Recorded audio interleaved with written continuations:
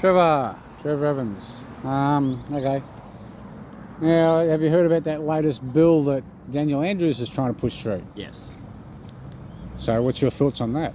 I haven't read it, but it sounds like it's worrying a lot of people. I think the thing that I noted in a lot of the public commentary that there's been around it is a whole lot of the legal fraternity of Victoria have expressed significant concerns about it. Yep. And there's been senior lawyers, senior barristers, and other very senior members of the legal fraternity in Victoria that say that it sets a number of bad precedents and would be bad law. And it's pretty extraordinary for such senior members of the legal fraternity to put their names publicly to that sort of criticism. It doesn't usually happen. So in a way, this Daniel Andrews' actions of trying to push this bill through or making movements towards this bill sort of justifies half of what I've been saying about I think this country's turning fascist. Because that's basically what he is becoming, and he wants. He wants to be a little dictator by the looks, doesn't it? Well, you're certainly not going to find me, disagreeing with criticism of politicians on the other side, and probably disagreeing with criticism of the way that some of the state governments have handled things over the last year or so. I know one of your constant frustrations when we've been talking is that the federal government hasn't been able or doesn't have the power to just tell the states what to do and override them. All the balls to at least try. I feel like we've been on the front page of a fair few papers threatening to withdraw funding arrangements, threatening all sorts of things, trying to cajole the states to get on board with the national plan, and that's led to some pretty big fights that I'm sure we've had to steel ourselves for. Well, what about when ScoMo sort of negotiated with all the states and said, okay, at 80%, blah, blah, blah, this will all open up. And he was, from what I understand it, now I don't know all the P's and Q's and I dottings about it, that he was going to withhold funding until that was achieved, and then they all agreed to it, and then all of a sudden everyone started changing their mind, and now Queensland's talking about 90%, and now the CHO of Queensland is failing upwards and getting promoted to Governor General of Queensland or something. Now, to me, I would probably have her investigated, because if you're looking at different science than the narrative of the WHO and the CDC, which flip-flop on their sort of statements quite on a regular basis, she probably needs to have her ass kicked. The way that I'd say it, Ross, is that I think voters in Australia have a pretty long track record of taking their decisions very seriously for federal elections, but they haven't always in the past felt that state elections mattered as much. And I hope that the voters in Queensland, in Victoria, and some of the other places we're talking about remember all of this the next time they go to cast their next vote in a state election, and remember actually who's in state government sometimes matters as much as who's in charge of the federal areas of responsibility. And to the extent that there are state leaders out there that have chopped and changed, gone against their word, have done deals and then tried to renege on them, I hope that their voters remember that the next time that they're up for election. Well, what I hope is the next time some morons out of the peanut gallery turn around and say, let's make Australia a republic, that some of our federal members might turn around and say, well, let's draw up a few constitutions and see which one the people likes the most, and actually have an open debate about it with the people, not just with each other, because I don't honestly think 151 of you people in Parliament House are not doing a very good job personally, whether you think you are or not. You know, patting yourselves, some of you are patting yourselves on the back. I would be inclined to say, well, why don't you steal the American Constitution and give us a Bill of Rights and word it simply that the average layman can understand it and go, yes, I can understand my Constitution.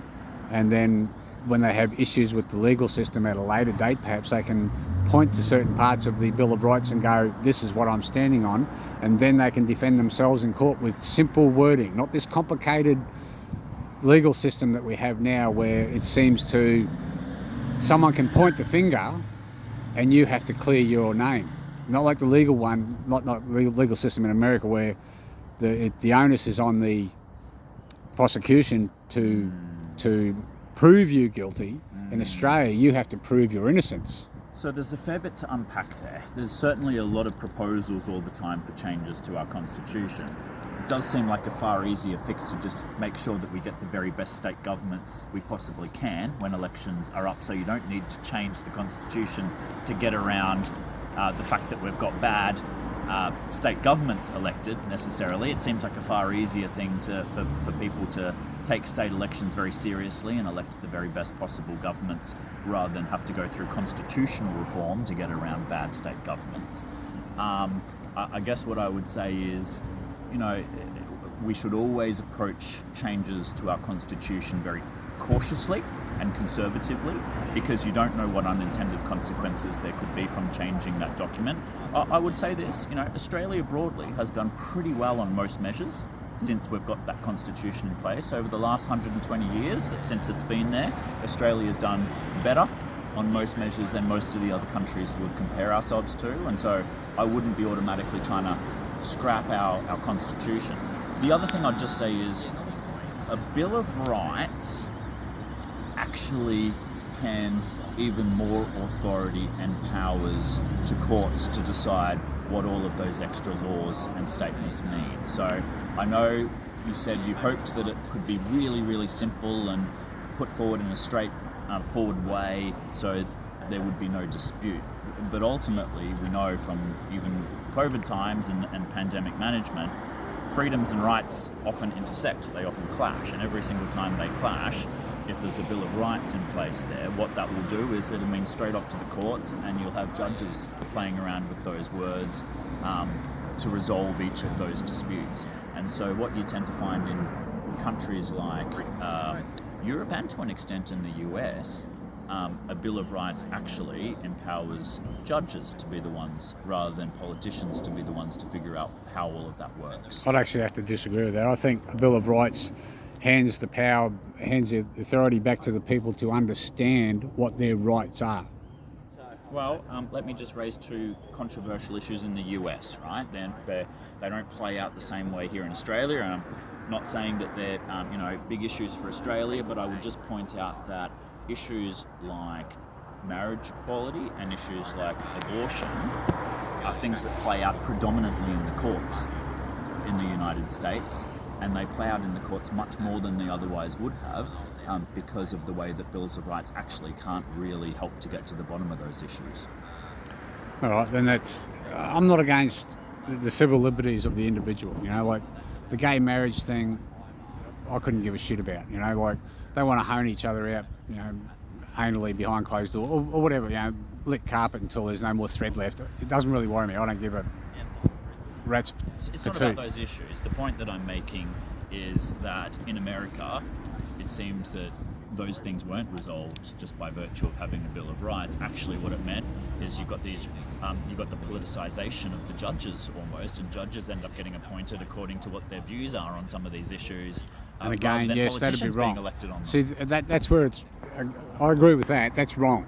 This is where I think that the voting online app, voting, survey, referendum, Facebook type of app that would be a closed site for the Australian voters only, that would be linked to MyGov, would be an assistance in that, because if there's any sort of controversy about that between the government, the politics and the legal system, because that's why America had the separation of the three separate powers of government, if there's any sort of grey areas there, then you can throw it back to the people, and the people can constantly be self-discussing this amongst themselves anyway, without overseas trolls or any people living in the country that don't vote, so they've got no vested interest.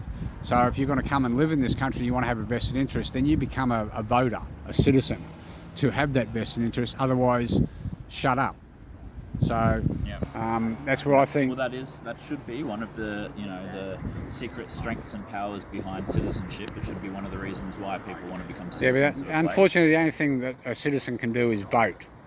To me, that's not enough, because all we seem to get is the two-party preference voting system. So it doesn't matter who finishes over the line first. It's about which of the Labor or Liberal gets the most amount of preferences, and the other one is the lobbying.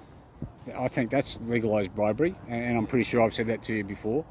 And there's probably other few changes that I'd like to see happen, but that needs to be discussed on that particular site that I'm talking about. And that way, we, the Australian people, we the people, can discuss that in amongst ourselves, because I don't think 151 frigwits in Parliament are actually doing that. They're doing the will of their party, not the will of the people, because you can't talk to every person in Australia. And I can understand that. You can't talk personally to every person in Australia. Neither can those other 151. They've got their nucleus of people that have their support from their jurisdiction or whatever you call it, your voting electorate. But if you had that sort of site, you, as an individual, regardless of whether you're a politician or not, you can be anonymous when you go to that site and you go, look, I want to go on there anonymously. So you get given a reference number. So your user number ABC123, whatever. So you're not going on there as Trevor Evans, so no one knows who you are. So you can interact on as a citizen to citizen level, and you can understand more of what people are saying, because then you don't have to go out and meet them. You can still do this, this pop-up office thing, which is good, which is you do it a lot more than others, because others are quite hard to find at times, and if they're not hard to find, they're real whinge bag crybabies, or they can't answer simple questions because they fear. And one thing philosophy I go by is the truth doesn't fear scrutiny. So if you're afraid to be asked questions and you haven't got answers for those questions, like the Brisbane Vicky Howard. Okay. I mean, I asked her a number of questions about COVID and things like that, and she goes, I don't know, I don't concern myself about that. Now, if I went to a court of law and I was a judge, and ignorance of the law is no excuse, so how can she, as an elected official, be ignorant of things that affect her electorate? Yeah. See, that's wrong. She should have an answer, and if she hasn't got an answer, she should be able to go research it, and she'll be able to come back with an answer. Mm-hmm. It doesn't have to be one I like. Yeah. But she can't turn around and just ignorantly wave it off as, I don't have the answers to that doesn't concern me. Yeah. That's a load of rubbish. Yeah. Well, look, I mean, just don't underestimate the complexity of the world out there and how many issues there are going on, and the different things that people bring to the plate. It is fair to say that as a local councillor should have a very different focus to me in terms of the things that she spends her time doing. COVID's pretty well affecting everyone, Trevor. But I guess that's not quite the point that I'm making. I guess the point that I'm making is, I have absolutely no doubt that she's spending a lot of her life, a lot of her time focusing on the parts of that the council is in a position to be involved in and respond to. Patting herself on the back by getting the Olympic Games. Well, yeah, I'm not in the council. They're big enough to stick up for themselves, but when I go around the country and I look at different parts of the country and I look at other cities, I'm pretty happy with the council we've got here in Brisbane compared to lots of the other ones I see out there.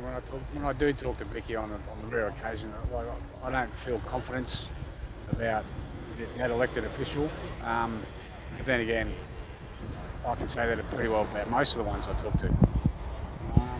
Well, and look, the other thing that I'd say about the complexity is, you're very, very consistent in the idea that there should be a sort of a central and a government-run a forum or place for people to get across the issues of the day and register their views. It's the 21st century, Trevor. For fuck's sake, Well, I guess the point I'd make is, though, I obviously, by virtue of my job, have a lot of time to, invest in these things. You're able to put a fair bit of your time into it as well. There's a lot of people out there who are very distracted by the things in front of them and the issues that they've got with their work and their kids and their family and their other commitments. Don't overestimate the ability that they might have or not to actually get involved and have their say on something like that. Well, again, coming back to that site that I keep professing or planting seeds with about people and trying to explain it to them, because again, the site itself and the concept is probably a little bit complicated. But if you got down to it and that, grass nuts of it and started talking about it, and the conversations I've had with people, they go, it's a great concept. Now, that concept would be able to have anyone pull out their smartphone, register on that site, and virtually be able to discuss. Someone from Darwin can talk to someone in Hobart that quick. Sure. So we can have an 18 million voter person think tank discussing the issues and the problems of the day. Any corruption that there is, we can address it quickly. We can send that off to Parliament. You can't ignore it because it's coming from a secured Australian voter website. So but again, they could spend 10 minutes of their week looking at all the issues and reading comments from other people through the week and go, and they don't have to comment. All they have to do is read what other people are thinking and saying, and go, look, I'm going to follow this bloke because I like what he's saying. He looks like a smart person. He's, he could be some dumbass who never passed grade 8, but he might have the nous for it of what is right. It's not hard to figure out what is right and what is wrong. Do you reckon 10 minutes in a week, like you say that, a normal person going, they're not going to be able to get across the issues of the afternoon in this day and age, let alone the issues of the week in 10 minutes, are they? Well, if they dive into it, maybe they might get sucked into it, not literally, but they might get indulged into it and go, look, I'm helping run my country, and they might feel a bit more, self-pride about that. That I'm contributing to my country by being on this site and talking to other people who have a vested interest in this country. And again, it's not controlled by corporate, it's not controlled by politicians, it's not controlled by anyone, and it's not even controlled by the people. But the people there get to kick that ball around and be able to send the ideas straight through to you. So when you walk into the Parliament, you don't go, oh, what's the issue of the day? You pull your phone out and go, this is the issue of the day. But again, just like, say, Twitter or something like that, if people are electing to choose whether they're putting time into it or not, is there a risk that a noisy minority can misrepresent themselves as having a much stronger support base for something? I'm not saying everything's set in stone. Everything can be, like, once you've got the site up and running, it can be negotiated between politicians, piss the corporations off, because we all know they're only interested in money. Now, money is not necessarily what makes the world go round, but it does grease the wheel, the cogs, right? But once you throw whatever problem there are, you throw that into the mix, and then the simple philosophy I got for it is that the cream always floats to the top. So good ideas will be easily recognised. Bad ideas, or someone speaking badly or bad ideas, will easily be outspoken or outshined by a good idea. What do you think about the anonymity? You said that you should be able to go on there anonymously. Isn't one of the lessons that we're drawing from the way social media works at the moment that actually people should be accountable for the things they say and not be able to do things anonymously? Well, it's your registered number. You go on there with your electoral roll details, and you go, look, I don't want to go on there showing my name. Right, so you're saying the government would accredit that they are a legitimate person? Someone would accredit it. Right. So you set up some sort of tribunal or a monitor or administration or whatever. Nothing, like I said, Trevor, nothing set in stone. The idea is it's a concept. Like money was a concept. You needed to get the ball rolling first. So you have this concept, and you go, okay, we want to form a site where you have to register as an Australian and a voter, and then you put that out there and you say, how should we run it? How should the administration run it? Who do we pick as administrators? And you put all those decisions to the people, and they vote on them, and then it will build itself up, right? Because simple cases, people get involved with it. Those who haven't got the time to come here and see you, those that haven't got the time to go and see other politicians, and those that can't find their politicians because they got the ivory tower syndrome, like what's that fat bloke's name? The one that's just got Kelly on his list. Palmer's on the 17th floor in Queen Street. Hanson's on the 23rd floor of some federal, police building up there, and that's the ivory tower syndrome. I've tried contacting them, and it's just near impossible to even speak to anyone. They keep saying, send us an email.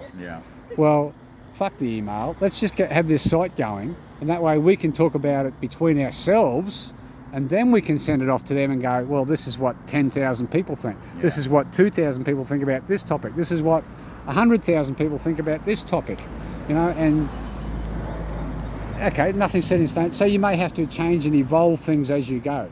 But once you've got the nucleus of people there starting it, and because a lot of people, once people hear about it, they go, I might just check this out. And they might sit there and just not even comment for 12 months and just watch it, what everyone else is doing. But they're still registered, so they can still have a vote and say, which is what you want. You want people to participate, don't you? Yeah. Well, this is what I'm talking about. Thanks, Ross. All right. Always good to chat. Thanks, Trevor.